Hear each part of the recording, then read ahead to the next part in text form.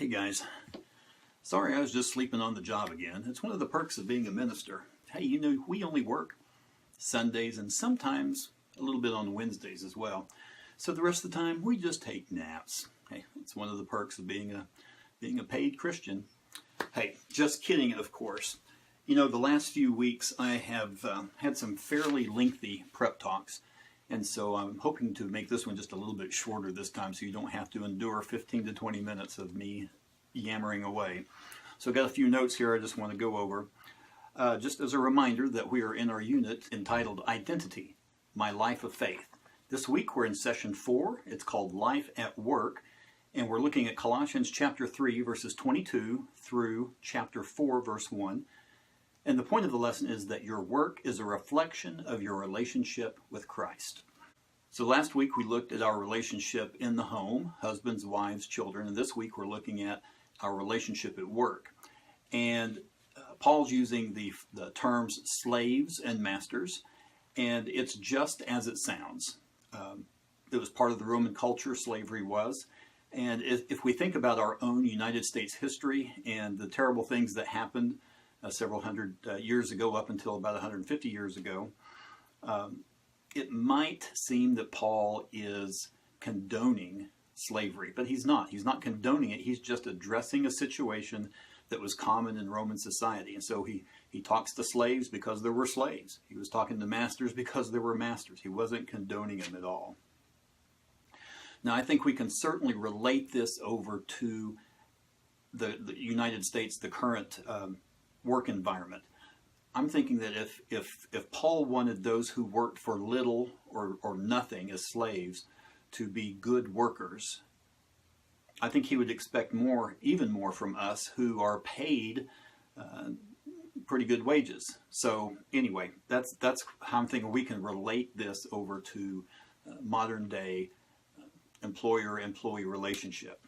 Now first he says to obey, to follow the rules. Simple as that.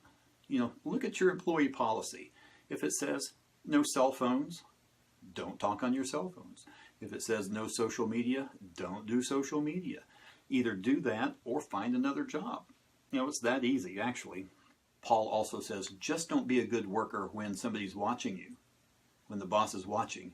No, be a good worker all the time, even when no one is watching, because the Lord is watching.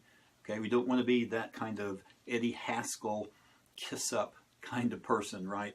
That sees the boss is coming and starts using the flattering words and working hard, and then when the boss has turned his back, that we're back slacking off. No, we don't want to be that kind of person at all.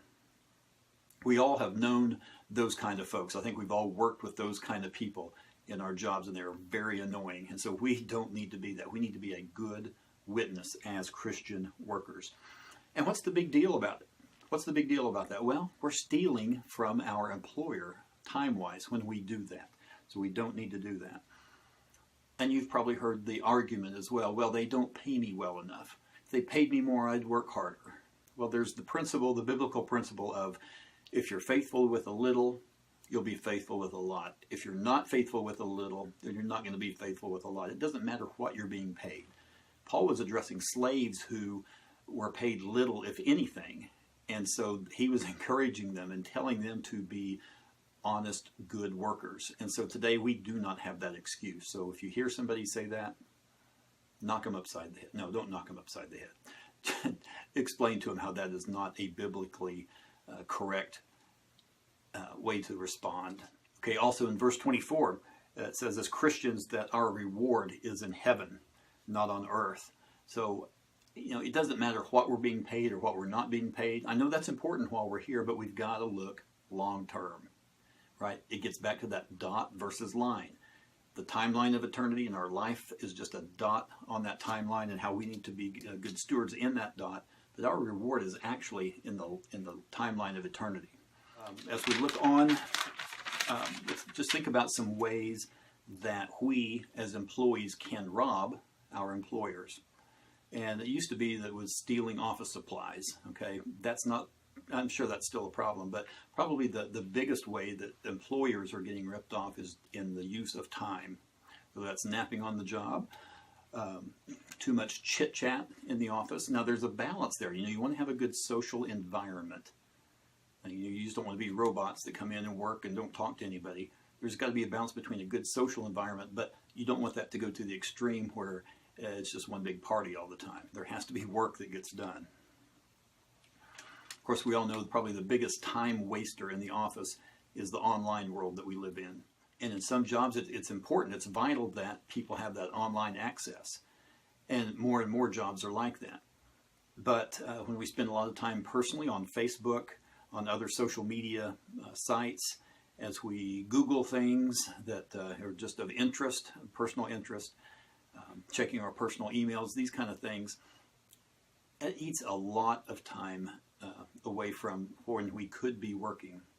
If you just think about it, if everybody who got paid for 8 hours did 8 hours worth of work, maybe costs wouldn't be as high as they are. There'd be more productivity, costs would be lower. That's just a thought.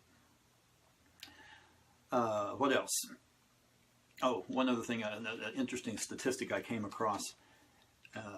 70% of internet porn traffic comes in the hours between 9 and 5 during the workday. 70%.